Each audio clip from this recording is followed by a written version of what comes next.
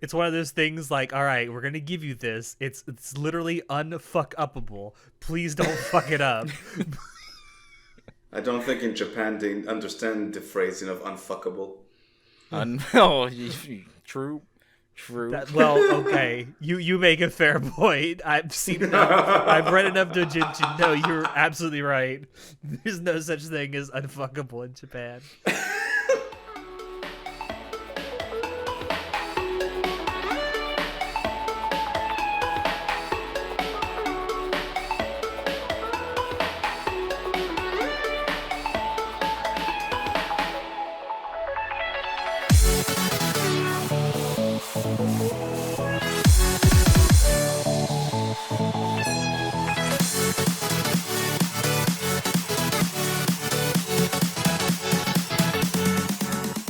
Hello, everyone, and welcome to Anime Club After Dark, the podcast that delves into all things anime, manga, and otaku culture related. I'm your host, Alex, but you can call me Senpai, and joining me tonight, we have our czar of source material, John. Oh my god, I just realized show's not going to be on tonight, so who's going to make the super crazy, intro? I don't know. How about our fucking poser extraordinaire, Nitai? Oh my god, he's drowning! What the hell? How is he drowning? Quick, how does one say police in Hebrew? I'm dying. Oh, God. All right, now that's... do you need a moment? I'm good. Keep going. Okay. Well, while he's over in the corner dying, we have gotten together tonight to talk about something that, I guess you could say has been talked about over the last anime season or so, and that is this idea of anime switching studios in between their runs. We're not talking about like anime that get remade or something like what happened with like Berserk. Back in 2016, because we don't talk about that. But no, we're talking about anime they'll have a season, then they'll go away for a little while, and they'll come back with a second season, but a new studio. And there's more examples of that throughout the history of anime than you might think. Now, we're not going to talk about all of them tonight, but we have picked out a few of them that we wanted to talk about, and whether they were actually good, bad, or they didn't really make much of a difference in the course of the anime getting made. Probably one of the reasons that we wanted to talk about this is because currently airing, at least as of the time of recording this, during the winter 2021 season, there's two anime that are airing that have changed studios for this season that people are talking about. The biggest one, obviously, is Attack on Titan. It changed from Studio Wit, which did the first 3 seasons from 2013 to 2019, and is now being done by Studio Mappa. Natai, I know you're watching it. Oh, it's fucking great, bro. I know, but the amazing thing to me is just how vocal a lot of people were at the beginning of this final season of Attack on Titan when the studio change happened. Like, from what I've been able to tell, I haven't sat down and actually watched the whole thing yet, but from looking at certain clips and like preview art and stuff, I can definitely tell there's been a studio change because the art style is very different. Yeah, you can tell it's a different studio. At least something changed between the season. Like, the art style is not too different. I mean, I think it also, like, the character designs changed, but that's like proper for the source material as well, but that doesn't matter. But you do notice it when you start to scrutinize the animation itself and the CG itself, because it's way different from what Studio Wit had to offer in the previous seasons. Very, very much akin to shows like Doro, which Mappa also did, in terms of the CGI quality. But it's very much apparent. It's like, okay, something changed behind the scenes. That whole story with the change in studio is interesting because we talked about it a few times before, but Studio Wit they were working like as a contract studio. They weren't part of the production committee for Attack on Titan, so they were just laboring over this fucking show for ages, and they wouldn't get paid. Like, if the Blu-ray sales were like big, and they were because it's Attack on Titan, they wouldn't really see any cut of that whole stream of revenue. So after season 3, they were like, "Yeah, we're done." So Mappa took it upon themselves to like continue working on it. It seems. From But what yeah, I you can tell. understand, though, like Yeah, from what I obviously. understand, it was like slowly bankrupting the studio with them working on this. Like reading interviews with some of the staff, it's kind of like it's really depressing because they were just working on it like the day before like sending an episode out. They were just working on it like day and night without getting to sleep. It's like I can't remember which interview was it where some like a producer or something said, yeah, walking into the studio is like walking into a war field or something like a war zone. People just like sleeping under the desk and eating just fucking energy bars between like working on frames and stuff. It's kind of depressing. Yeah, and that is depressing. I mean, it's probably not even a unique story in the anime industry either, which is probably more sad. Yeah. But I think that a lot of the people that worked on it at Studio Wit didn't necessarily want to stop working on it. They just felt they had to. It was killing them, That's so the, yeah. Yeah, that's the impression that I got, because there was a lot of people who seemed really committed to like the story of Attack on Titan, and they really liked the source material. It's just like they couldn't financially justify keeping it going. Mm-hmm. Yeah. Which is sad. Like I say, this is probably not a unique story in the anime industry. It's probably not, but like the studio switching, I think is kind of a big deal because like Wit was sort of founded as like, yeah, we're gonna make Attack on Titan. That was their big show that they were formed to like create. They were like a subsidiary studio of Production AG that were made specifically for Attack on Titan. So like it is a big deal, but like so far I'm having a great time with this new season. I think Mappa is doing a great job. Like I don't think the quality of the show declined because of the change in studios. Like they're doing a good job with it. I will say, like, the fan reaction at the beginning of the season, or when it first started airing, rather, was entertaining, at least to me. Oh yeah, people just buttered over nothing. Yeah, John's being very quiet over there. Well, mainly because like what hasn't been said. It's made the news just because like the toxic fan base, right? Sending death threats and stuff. Who would have thought that Attack on Titan had a toxic fan base? Am I right? God. And it's almost like it's full of edgy teenagers. And I haven't seen the new season either, where Mappa took over. That's not true. I saw the first 2 episodes, and I hated the CG. Holy crap! But the CG in the show was always bad anyway. So I yeah, really let's not kid ourselves. Yeah, to be fair, like even in Studio Wit still didn't do a great job with the CG. Like some of the Titans, they look way more comical than scary. And I think that I don't mind it very much with the art style change because, like Natai says, in this certain area of the story, the art style already changed. So it's not like it's a huge difference. So I don't think they could have picked a better time to do it.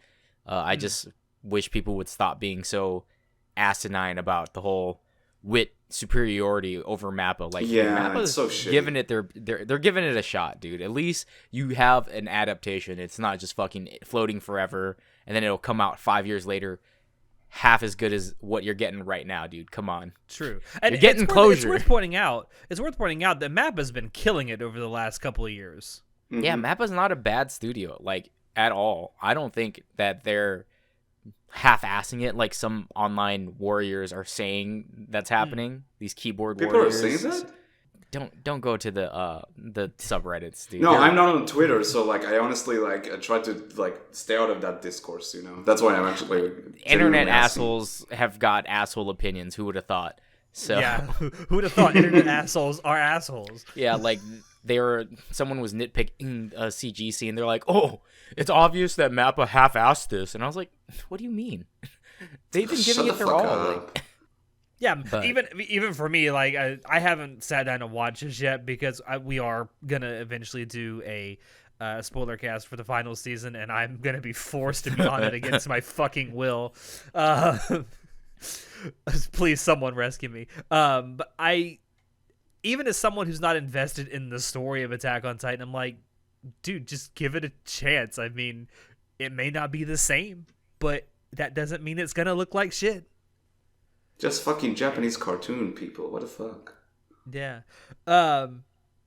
Moving on to something else that is also airing this season that I am watching, and I think John has read, Quintessential Quintuplets. Yeah. Um, I liked the first season a lot. I'm not a huge fan of like harem anime, but I actually genuinely like this because I thought that the characters were fun and interesting. Also, the first season back in 2019 was done by Tezuka Productions, and it had an art style that was very reminiscent of the manga. And if I could describe that in one word, it's thick. Yeah.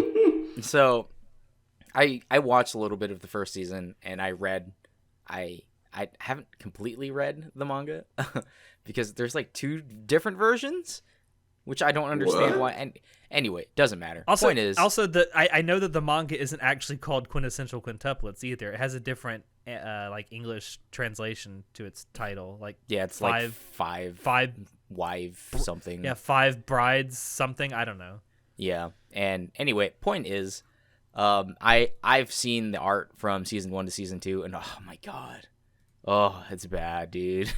Like so the whole thing with like I love the fact that they stayed with the style of the manga in the first season because the fucking girls look like you think actual girls would look. Like they have realistic body proportions. Yeah, they got big tits, but I mean, those big tits are on bodies that look like Nothing they can wrong fucking with that, support them. buddy. No, there's nothing wrong with that, but they actually look like they were on bodies that could support them, and now they all look fucking anorexic with giant tits. Well, was it a few nights ago, Alex, you and I sat in a call, and I was like, no, you need to look at these fucking posters. In this poster, they look thick, and in this poster, they're not. Yes! And I was right! I showed it to you! I was right!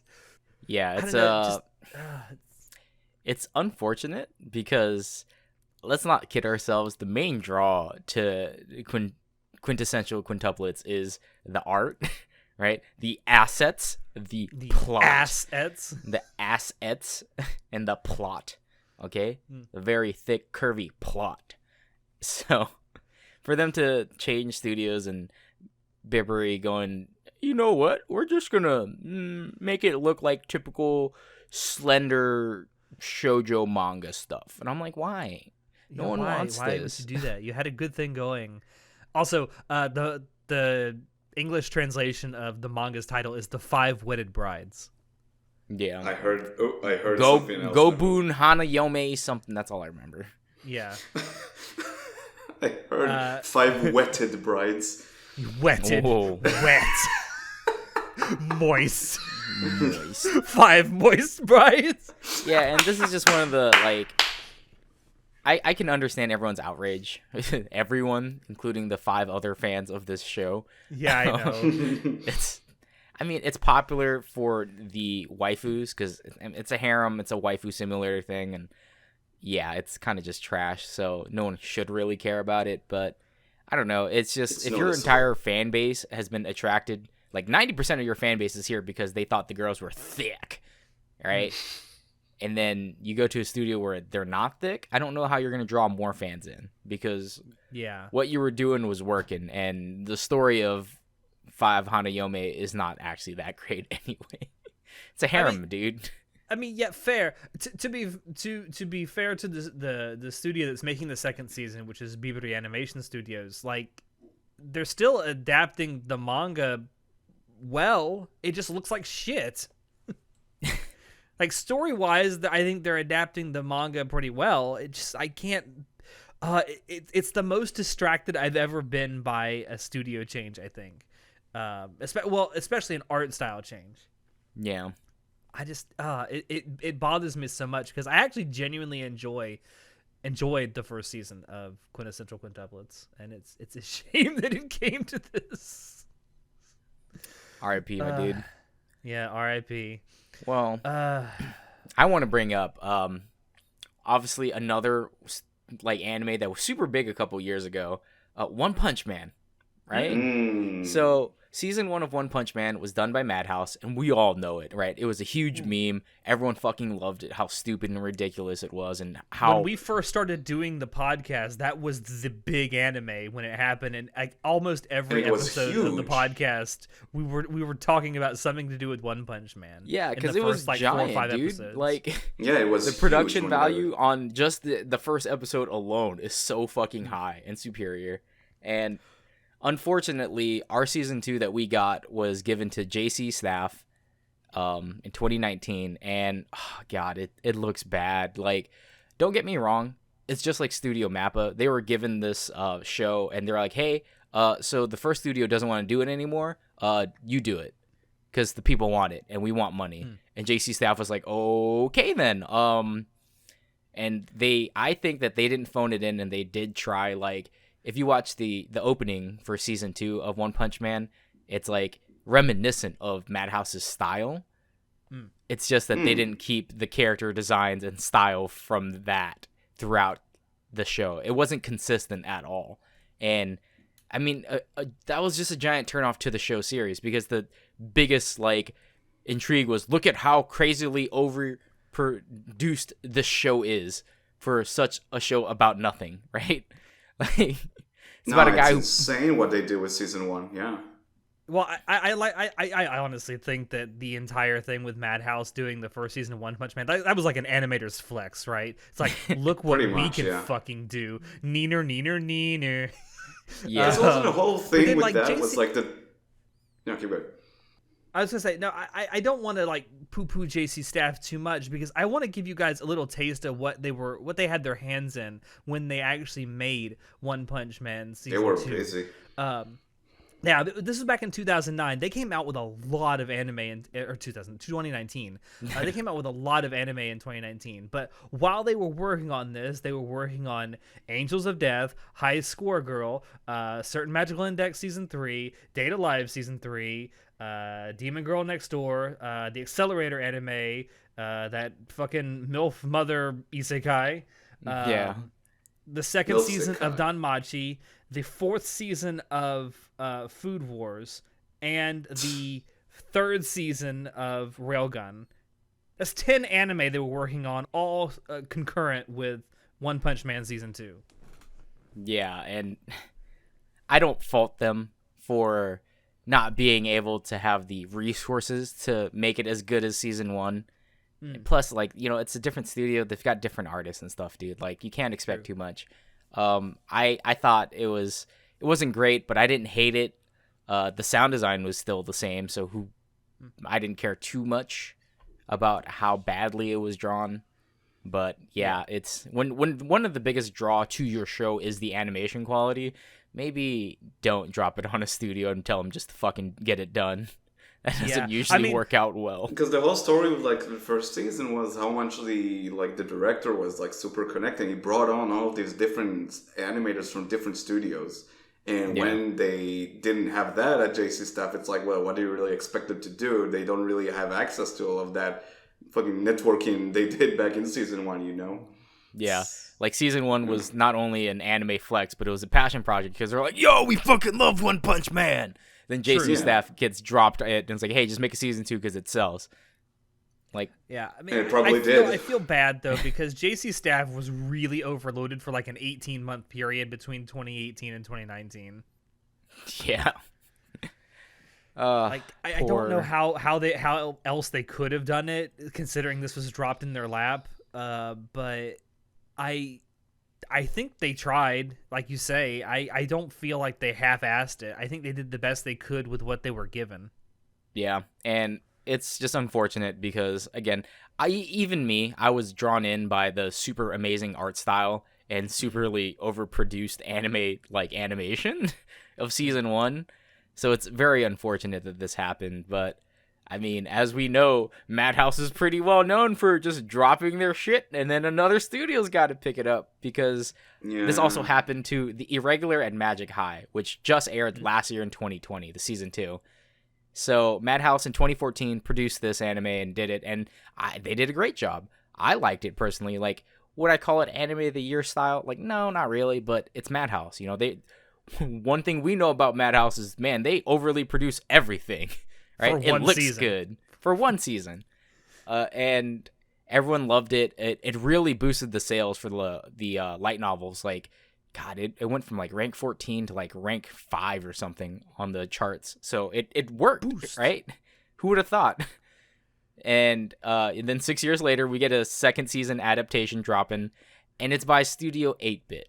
Now, 8-Bit, I like them. They're ex-Madhouse employees, and they're, at least Really? from what I've seen, they're ex-Madhouse. So, from what I've seen with Slime Tensei Season 1 and concurrently right now airing Season 2, 8-Bit is a good studio. They put in a lot of effort, and they can have great animation and stuff like that. Comparing Season 1 and Season 2 of Magic High, Season 2 is definitely not as well produced. And I don't know if that's because there is a time constraint where they were the ones who got shafted with the, you need to make the Season 2 because we need to sell more of the light novel or something. Like, I wish I did a little bit more research on why it even happened. Maybe if someone out there knows, let us know. I would love to know, but all I know is 8-Bit tried their best, and a big complaint about Magic High Season 2 was, oh, it doesn't look as good as Season 1. I'm like, yeah, because it's a different studio, dude. Like, they tried, dude. They didn't half-ass it, man. They tried. They tried their best to make it look good and make the story flow. And I'm sorry that people online take offense to that. That 6-year gap, though. Yeah, fucking 6-year gap. But again, that's becoming like a trend, though. Like, there's so many anime that have been around or were around a long time ago that we're all of a sudden like, hey, you want a new season? Here it is. Yeah, only like in the past, like very recent years, that we've been getting these sort of like revival sort of second seasons or whatever to shows from like 10 years ago or whatever, less than 10 years ago. But it's kind of strange. Every now and then you'll get announcements like, second season of that game? That was like ages ago. I'm even more surprised when it ends up being the same studio working on it after so many years. Yeah. But yeah, I haven't seen Irregular Magic High, so I can't really speak Yeah, me to it. neither. I can say that 8-Bit is not a bad studio, though. No, they make good stuff. They're great. yeah, I'm not surprised either of you watched it because it's kind of bad. Is it like I don't light think novel it's trash? Is that it? Yes. It's not. It's overpowered Yes. MC trash and giant hints of incest. Alex, you might like it actually. God. Actually, if it's got incest in it, I might like it. No, please God damn don't. it. I do Alright. like incest. Well, speaking of other studios that dropped their animation and gave it to a different studio, and then can we talk about Seven Deadly Sins real fast? Because God. I just watched it on Netflix like a couple weeks ago. Because I remember, Alex, you've been always talking about how, man, Studio Dean has fucked up Seven Deadly Sins, and I was just like, it can't be that bad, dude. It can't be. I remember you showed me the fight, and I was like, okay, it's pretty bad. So then I just like, hey, you know what I'm gonna do? I'm gonna rewatch Seven Deadly Sins on Netflix because they have all the seasons for whatever reason. So I'm just gonna watch it. And then I got to the first episode that's Dean took over. Holy shit, is it bad? Yes, it is. Now, season bad? 1 and 2 were made by A1. Mm-hmm. They also did I think, A 4-part OVA. well, yeah, the 4-part OVA. Didn't they also do or maybe that may have been a compilation movie. I don't know. I don't remember. No, it's an OVA At least- they made, I think. I'm pretty sure A1 did the 4-part OVA. Okay, then yeah, I know season they 2. did that. I for some reason I seem to remember them doing a movie, but that may have actually been a compilation movie of the OVAs. Now that I think about it. A1, fantastic job, dude. Like, it was great. I enjoyed watching it. It got me into the manga, first and foremost, so it did its job as an anime production. It got me interested in the source material. And then, I got to the first episode, dude, of Studio Dean, Seven Deadly Sins. It's so bad. Like, you think if it was just that fight, I mean, yeah, it's one of the most epic fights in the entire story, but if it was just that fight that looked bad, the Escanor fight, like, I could have let it go. But it's not. Yeah. The whole thing looks like shit. Like, Dean at one point was saving anime, and it just seems recently they are killing anime. Dean was saving anime, and now Dean needs to be fucking saved. That golden time of Dean being the saviors of anime, man, seems so long ago. Yeah, right. It does. Golden Like Dean hour. 2016, 2017 Dean, perfect. Perfect. 2019, 2020 Dean, no Nope. good. Yeah, and in my opinion, this isn't just like an artistic style change and a studio got shafted change. This was a whole Dean didn't know what the fuck they were trying to do, but they did know that they wanted to try to keep it similar, but also not.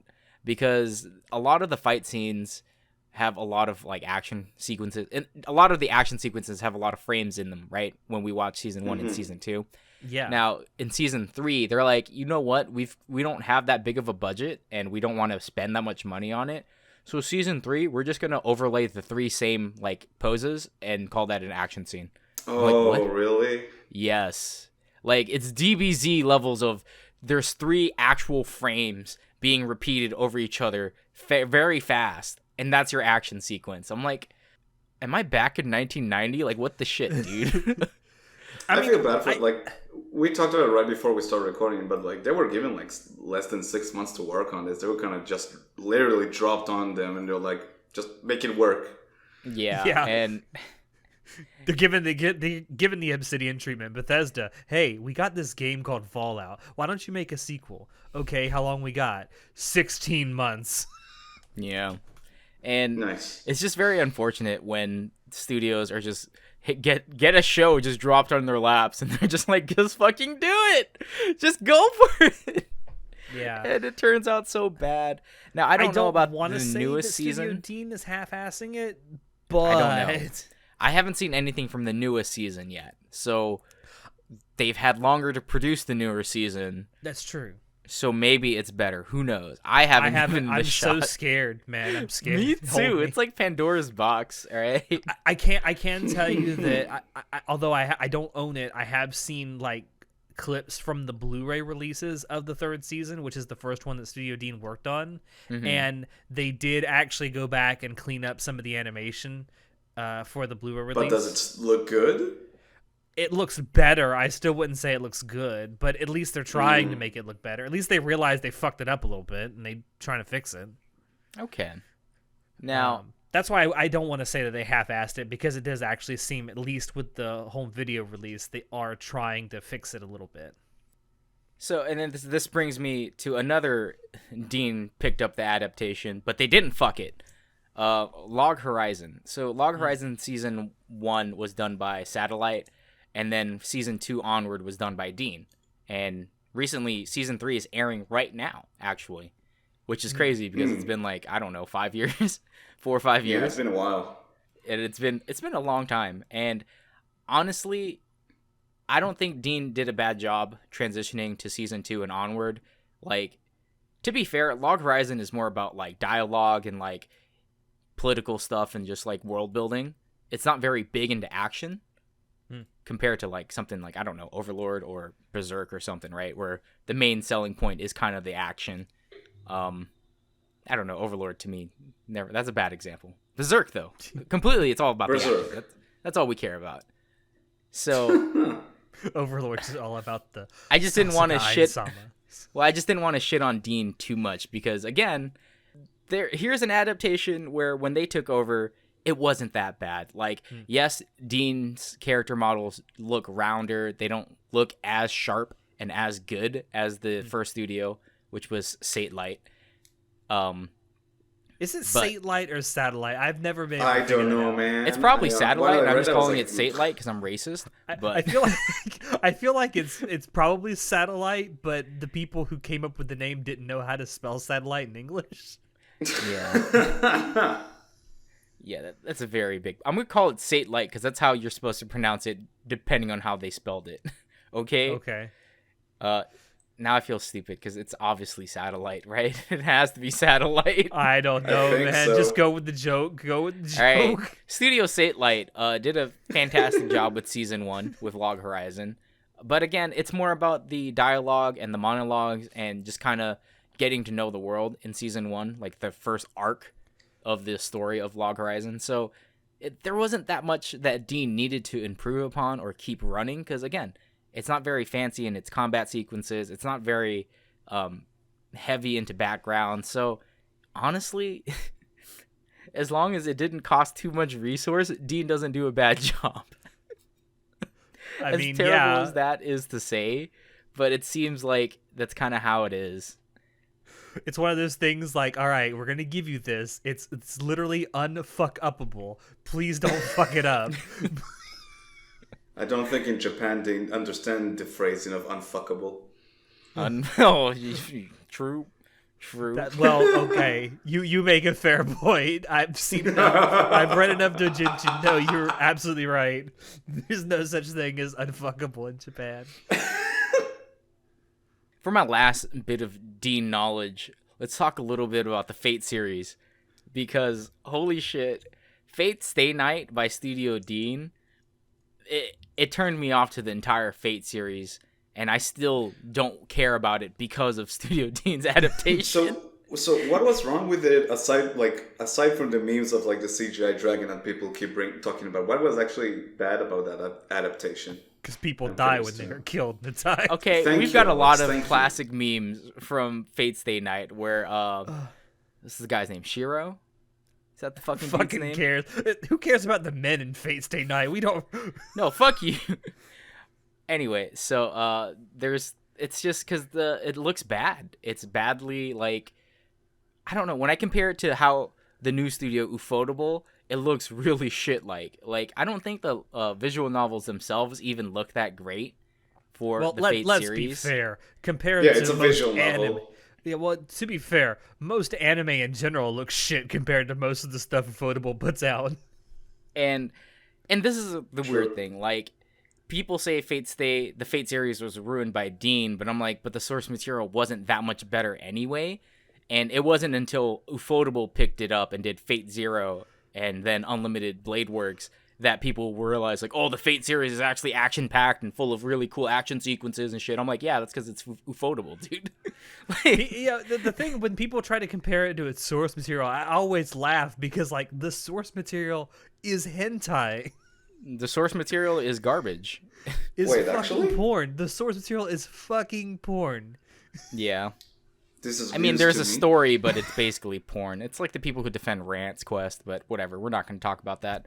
Maybe on a later episode we'll review some stuff. But for now, I just wanted to talk about how Studio Dean ruined the Fate series for a lot of people, because you watch it and not only is it just badly drawn and all that stuff, but it's bad acting, voice acting for one, and their directing for it as well was just a piss poor choice. Like, I get that it's a visual novel that doesn't have too much of like direction to go in, because it is fucking get the H route, get the titties. But I don't know, like, as an anime goes, for at least for 2006, it's very subpar. Like, there are so many other anime out there that felt exactly the same, had the same type of art style. And honestly, the only reason we complain about it is because it just wasn't amazing compared to what we have now with Fate Zero and Unlimited Blade Works. That's how I feel about it. Because holy shit, man, Ufotable, whoo! Fate Zero battle scenes, woo! Going back to Studio Dean for a second, it also seems like, at least with that adaptation, they were just trying to cash in on the rising popularity of the visual novel, the Fate visual novels, and they didn't really understand or care about what the visual novels were actually about. Yeah. Which, again, I don't know, because they had a lot of freedom to choose how they wanted to play out the routes, and they chose poorly to showcase. Well, like, they should have just put actual sex scenes in it. It would have been better. Well, because they kept it very tame, right? The Fate Stay Night anime, it just felt like another anime. Like, it was not very much different from any other. Here's your MC guy who for some reason has some special power or something. Here's the magical girl that he accidentally summons and now needs to protect him because he's special for whatever reason. Like, it's very 2006 era harem, like, girl falls into your life anime simulator. I like how you say it's tame, though, because it was very tame, even for back then. But then you have, I think it was Studio Shaft that came in and picked up the Ilya route or whatever, and it's literally just lowly lesbians. Oh my god. Yeah, it's completely different. Like, but see, again, very dynamic series, porn series, the Fate series, but Fate is literally just porn. Like, literally, just make your anime adaptations porn. It's fine. It's fine. We get it. We get it. But my point is just that I don't think Dean knew what they were doing because they were just trying to make some extra money on the side. Because Yeah, I think they were just really trying to cash in on the popularity of the light novel. Or not light, the visual novel. visual novel, yeah, and I'd agree with that. And that sucks, but at least Ufotable got to work on it, and now everyone loves Fate. So who cares? But we don't get to talk. We don't get to stop talking about Studio Dean because we are not going to end this without talking about Initial D. Okay. Oh god. And how Here Dean we fucking go. ruined something that was so good. All right, you kids. Memes aside, the '90s Eurobeat intensify memes weren't just a meme at some point. It was also very popular in anime, specifically an anime called Initial D. It was real to me, John. I was Now- running in the 90s, John. Yeah. Now we're gonna be running in the '90s. Deja vu. I felt like I've just been in this place before. Higher on the streets. You know it's your time to go. Calling you. Gas, gas, gas. Streets on fire. Oh, God. I can hear everyone turning this off right now. I know everyone. Yeah, they turned off. They're all at gone this now. Point. Fucking Eurobeat intensifies, You but desire. Okay. No, Initial D has been like it's been like the street corner whore of anime because it's been passed around to so many different studios. That's a very aggressive description, Alex. I mean, it's an apt description. Look how many studios it's been through, and Dean wasn't the only one. yeah, literally every season of Initial D has a different studio.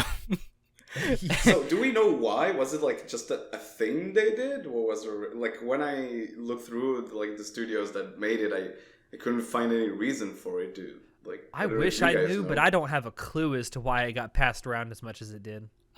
So I know that because season 1 by Studio Comet, it didn't do very well because who would watch an anime about Really? cars racing like that don't have super Raise good. his fucking hand. Okay, but old people like Alex aside, right? Who else would want to watch bad CGI cars just kind of like they turn sideways and then the background blurs into like a blurry CGI mess. And then Kansai Drifto! Kansai Drifto! Nani? When I recently rewatched Initial D like a couple years ago, and season 1 is so hammed up. It's so corny. It's so 90s. And Isn't that a I love positive it. though? That sounds like a good thing. Yeah, but I know why they didn't want to continue it because they're like, all right, this show costs us a lot of money and we're not making very much money back. So who else wants it? And, enter second stage or season 2. It's also worth mentioning that the manga that it's based off of is super popular. It always was. Yeah, so the Yeah. manga itself, Initial D, was very popular, but the anime itself is it was a, Hit iffy, to say the best. I wanted to say it's hit or miss for people, but I mean, basically, if I you're think not it into has a cars, cult following though. oh, giant cult following because a lot of Westerners, example, who are into cars, I guarantee you they know what Initial D is. That's why I know what Initial D is. Like, the memes, dude, the cars, like it was really cool because for like JDM heads, for example, like JDM is Japanese Domestic Motors, and anyway, it doesn't matter. I'm not a car boy anymore. Lies. I'm a motorcycle head now. I'm about MotoGP. Anyway, point is, cars have always had a like kind of a niche following, and Initial D kind of hits that where it's a cross between real life niche hobbies and also anime. And Initial D, honestly, if it didn't have the Eurobeat music, it would not be as popular as an anime as it is now. Because the manga is actually super cool and super serious, and it's just about cars and drifting. So a lot of people, like in Japan, for example, are super into drifting, right? And and super into cars, so it worked very well there. But how does that translate into an anime? And I feel like season 1 was very hammed up because of that. But then in comes Pastel with season 2, and they went full tilt into the whole, we're just gonna make it hella memey, right? Oh, really? And, yeah, it was just super memey. And they just were like leaning into, we're just gonna focus on, look at these hot cars, how cool they are, here are the specs, and also Eurobeat, intense Eurobeat music. And they just leaned into it, and they embraced it, and that's what created the cult classic that we know now as Initial D. And then in 2001, Studio Dean took a massive steaming shit all over it. Yeah. We don't talk about Third Stage. Third Stage doesn't exist. First of all, it's a movie. It's not even a fucking season. Yeah. There was problem number just one. Shit animation? Was that it? Just like the animation was animation is terrible. So what happened is they tried to make Initial D, which kind of defies physics and stuff, and the cool, like, whoa, look at, he's Kansai drifting, and he's using the gutter. He's drifting in the gutter to gain speed. The crazy shit that happens in anime and manga, surprisingly, does not translate to real life at all. Who would have thought? So Studio Dean makes a live action movie, and they add in like a lot of effects and stuff where like the cars are jumping. Live action movie? It's a live action. It's partially live action. It's live action. Whoa. Okay, let me look this up. They tried their best to make it more grounded in reality, but that was a mistake. That was a mistake. Who would have thought that I didn't want to see reality in my anime? Who would have thunk? And then we're going to talk about Fourth Stage by Studio ACGT in 2004. Great. I love Fourth Stage. It looks really good. They updated the graphics. The cars look sick as ever. And apparently there was a fifth studio, Synergy SP, in 2012. I don't know anything about this, so... Yeah, I never watched it, so I can't really speak to it. But like, I was going off Mal while going through this, like, while I wrote the doc. I haven't watched Initial D, so like I don't really know about it much. But Mal said there's a fifth stage apparently.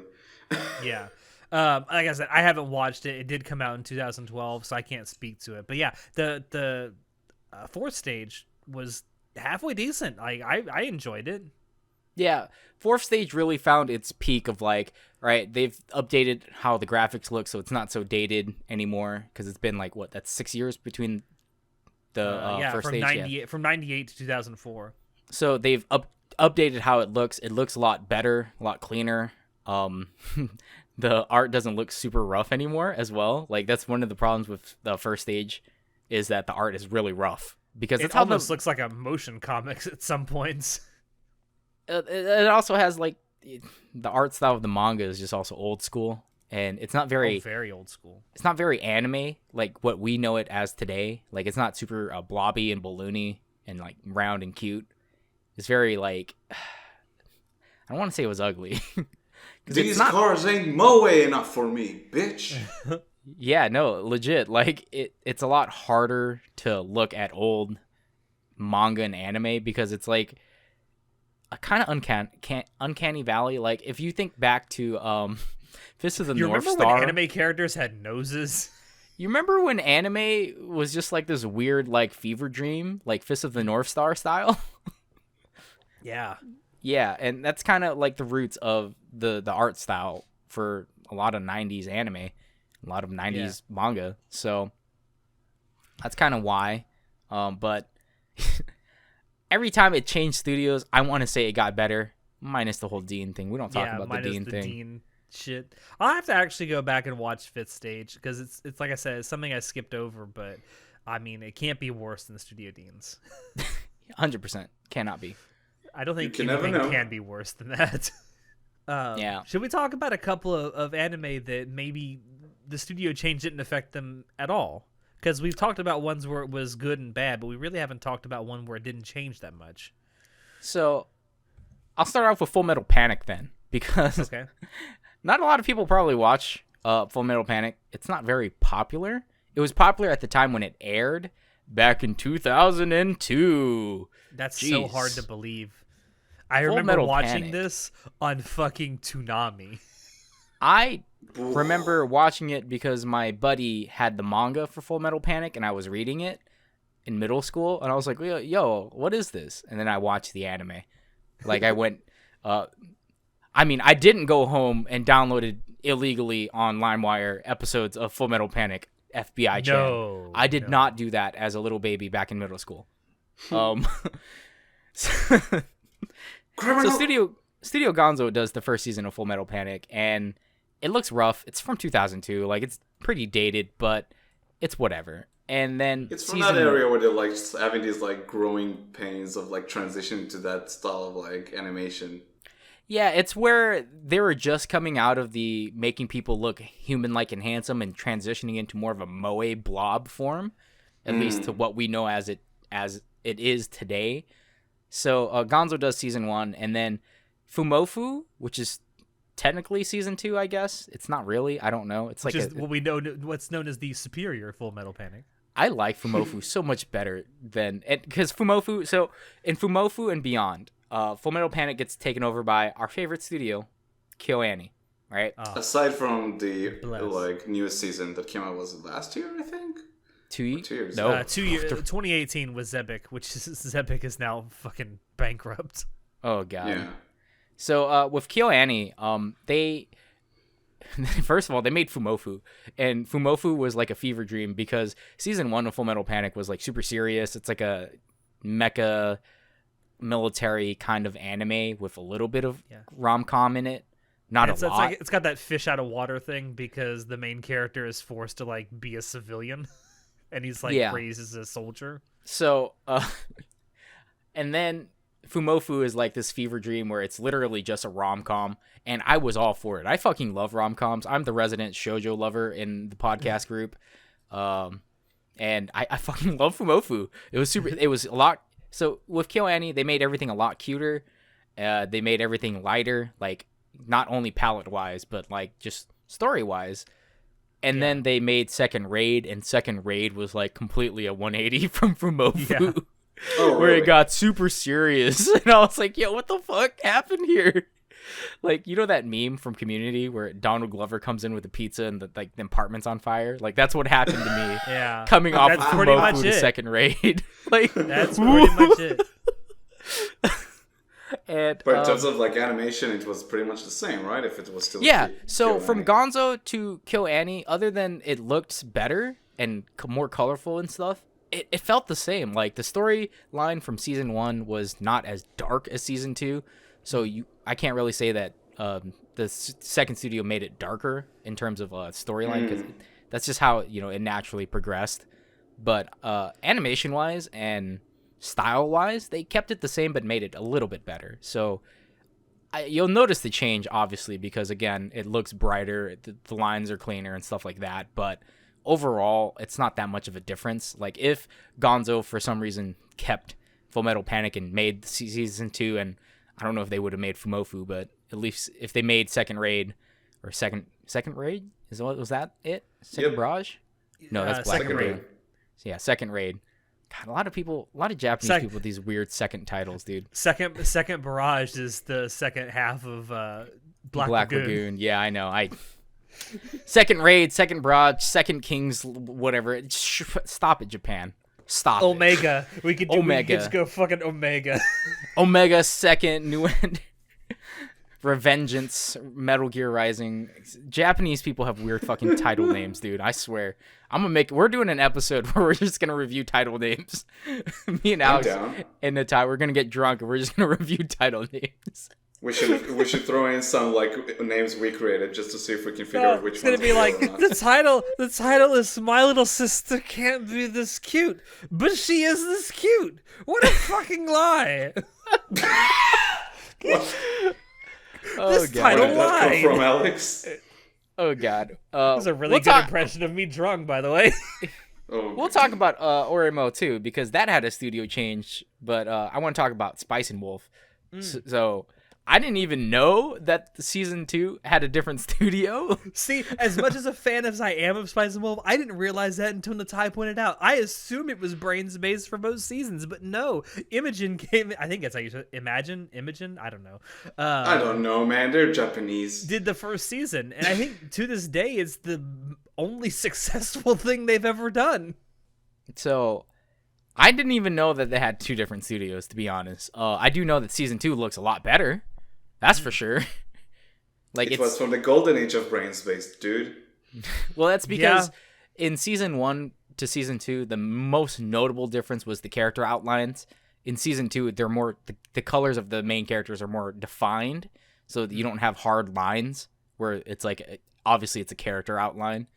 So that's the only thing I noticed between season 1 and season 2. That is really the only discernible change. Like, just about everything else is pretty much the same. I wouldn't say there's any discernible difference in the background art between season 1 and 2. They both look pretty good. The music is still really good. I can't. There's no really drastic character design changes. That's it. I mean, the color palette is different. That's it.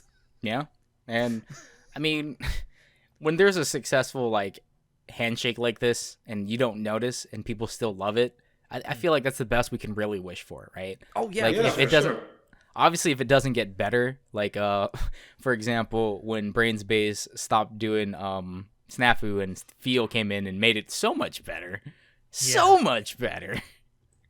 Yeah, Phil just knocked it out of the park. Oh man, we didn't even talk about Snafu, but yeah, like No. Snafu is one of the ones where the second studio that comes in made it better. So that's have we even talked about that at all? I don't. Oh wait, no, we talked a little bit about Ufotable. We talked about Snafu. We talked about the studio change back when we did the spoiler cast for season 3. But yeah, yeah. But yeah, that was a big difference. Like the first season, especially the first few episodes, like we talked about in that spoiler cast, are really rough with Snafu. And then Studio Field comes in with season 2, and it's like you can tell there's a huge difference. Yeah, the like characters. The art style itself is so different. Well, the characters get rounder and lighter. They have better colors. Like they're lighter, for example. It feels more grounded. Also, Yui got bigger tits. I would notice that. I did notice that. Her tits got a little bigger. Jesus. It's almost like she was trying to show him off to the main character. I can't imagine why. For most of these shows, I haven't seen them, so like I don't have much to comment about like the actual anime themselves and just like how they transition from one season to the other. But at least for Snafu, it was interesting seeing, aside from the animation and the art style being changed, like it felt more grounded, like they felt more realistic, quote unquote, like in terms of proportions of the character. It's like it was interesting also to see how, like we mentioned before, but like I was surprised by Hachiman's like voice actor changing a bit, how like the pitch of his voice, and you can notice it when you go and watch season 1, and then straight after that you watch season 2. Like it's interesting to see how like small details like that can change between productions. When like there's different studios, because there's probably like different directors like directing these actors as well, taking it to different like places and stuff. Yeah, and even like with the voice acting, it could be a different audio director too. Yeah, for sure. Yeah, I think Snafu was great. Great example of how a studio can take over and do a better job. Not a lot. I've realized looking through this list that there's actually not a lot of that on here. A lot of the studio changes have been more negative than they've been neutral or positive. But yeah, I mean, well, hey, I can give you. I don't want to end it on we definitely don't want to end it on this, but like a example where it went from like pretty damn fun and entertaining to just absolute shit, and again, it involves Studio Feel, is Dagashikashi. Like the first season of that is just, it's fun, it's light, it's entertaining, and then like Tezuka Productions comes in with the sequel. Their budget gets slashed like in half, so instead of having like full anime episodes, now we're having like 8-minute long shorts, and there's like 5 frames of animation per episode. Yeah, and it's super shitty because when an animation studio generally swaps over to a different animation studio, it's usually not for good reasons. Yeah. Typically not. I mean, sometimes there's legitimate reasons, like, you know, the studio goes under or gets absorbed into some other company, you know, or the studio's like, hey, we're really fucking swamped. You mind helping us out? But yeah, most of the time it's like, yeah, they're just like, they're not like, they didn't plan ahead for like with other projects they've been working on. Like we mentioned, we talked about 7 Deadly Sins. That happened just because A1 Pictures were busy with SAO. When it's like I don't blame them because SAO is big, like it's a moneymaker for them. But it is kind of shitty that it's like, oh well, like I'm sure people that work there do care about 7 Deadly Sins, but it kind of like it just kind of left it out. Like it just left them on. What am I trying to say? It's kind of shitty that they couldn't work on it at that time, you know. Mm-hmm. Yeah. Yeah, it is sad that this is the way it works out more often than not. I wish it wasn't that way, but such is the nature of the industry. I really don't think there's anything you can do to change it. Well, yeah, that's unless you guys have anything else. No. I mean, there's a couple of things listed here we didn't talk about. We didn't talk about da-da-da-da, but I mean... I've never seen it. So, I mean, well, there's not a true. huge difference in the... I mean, Shuka was formed specifically so they could finish da-da-da-da, because Brainspace didn't want to do it. And I said I was going to talk about Orimo, where it went from AIC to A1. I didn't notice a difference other than A1 made it look cuter, but that's about it. And then they just didn't commit to the incest. We don't talk about Orimo season 2. Stop Not because it. it looks Get some bad. help. Listen, all I'm saying is if you're going to go an incest route, fucking commit. Oh my god. Just make the Thank you siblings- all out there for dropping in Anime Club After Dark. I hope you guys enjoyed listening to it because we sure love making it for you. I don't actually remember the end script, so Alex, go ahead. Check the description below to find links to Anime Club After Dark on Twitch, on social media, and on Discord. That was actually a pretty good. That was pretty for good, bro. the opening there. Oh, thank check you. Check out our merch store and our affiliate links as well. Any purchases there do really help us out. With that, I have been your host, Alex, and I will see you next time. Say goodnight, guys. Good night, guys. Good night, guys. Just commit to the incest. Oh, we're not ending it on Stop incest. it. Okay, I'm out.